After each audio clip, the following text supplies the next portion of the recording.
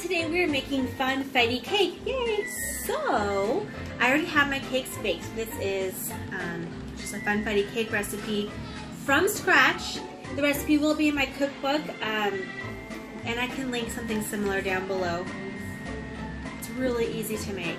So, I'm just going to do a little bit of buttercream here in the middle.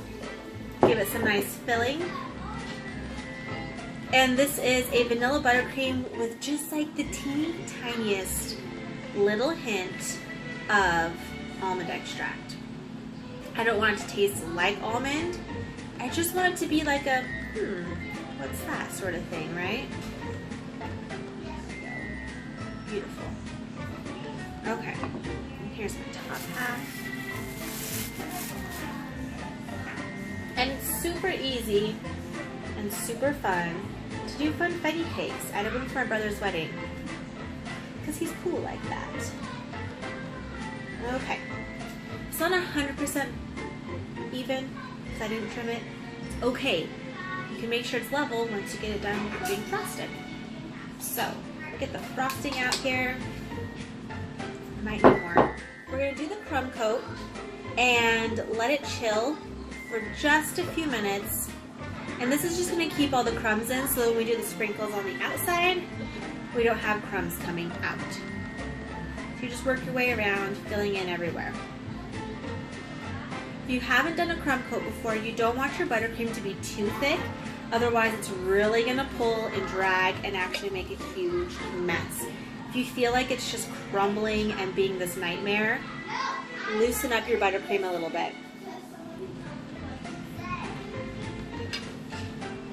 Some people like to do naked cakes, and you really could just stop right here as a naked cake. But here we go. Put this in the fridge, come back and show you how to do all the sprinkles on the outside. So we have the crumb coat on and going. Ooh, let me get settled here. I think we've talked about this before. My table is like rustic and not even, so I was like, don't know.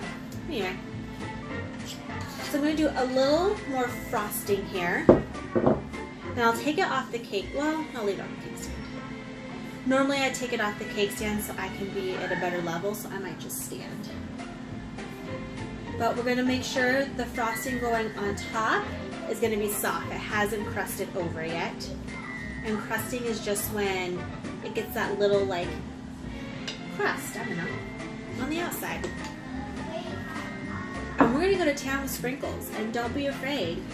And it's probably going to make a mess. Usually I would do the sprinkles like with the cake on a cake board over a plate.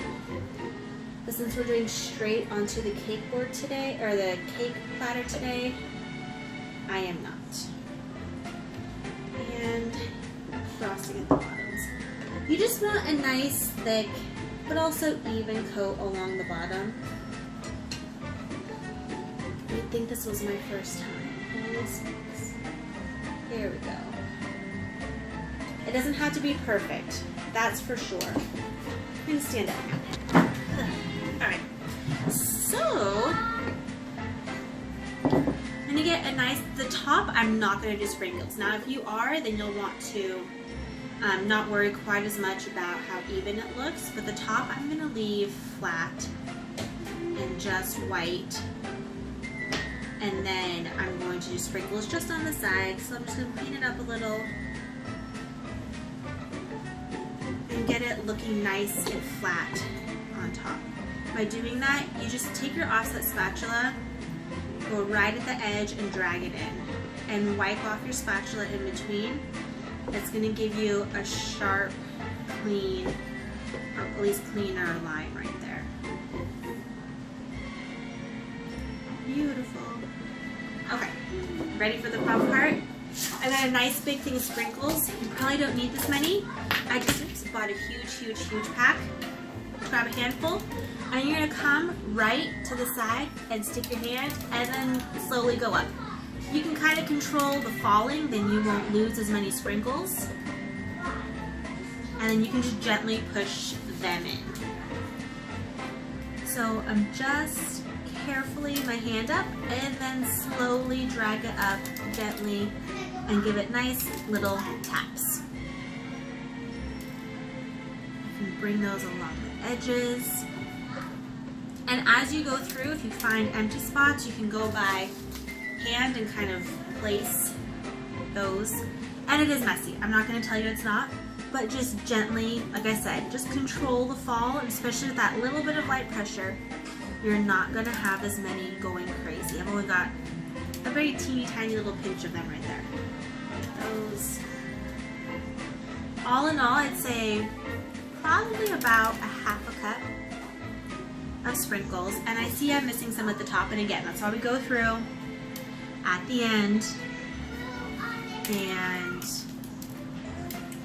do touch-ups. And for this, the reason I didn't want to do the top is just because I didn't want it to be too busy. And, ooh, yeah, ooh.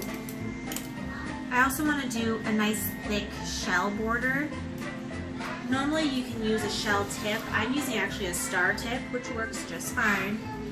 And the reason is I want it to be a little bold to offset the busyness of all the sprinkles. Sweep away the ones that fell at the base. Just gently go around, sweep away. And I can use this little pile of extras to get the places that I missed towards the top of the cake. Again, just try not to waste a bajillion sprinkles. As you can see that some did indeed jump down. Okay, so I'll just get these, and the same thing, you're still going to have them fall again, and that's okay. Just be ready for a little bit of mess. See, I have a big bald spot right there. Okay, so I'm just finishing up the piping. Boom. There you go. A sprinkle cake. If you have any questions, comment below. I'm happy to answer them for you. And don't forget to give this video a thumbs up. Subscribe to our channel for more great baking videos or other life videos. If you hit the notification bell, it'll ding you every time we post a new video. I hope you guys have a great one.